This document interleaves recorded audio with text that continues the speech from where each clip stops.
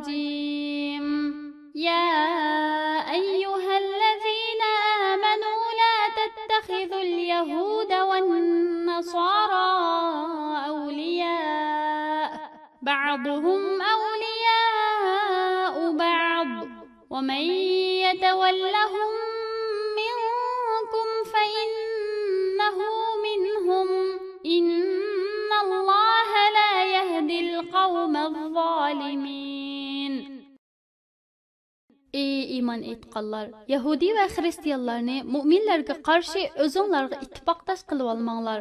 Ularni do'st tutmanglar, chunki u Yahudilar mu'minlarning do'sti emas, balki bir-birining do'stidir.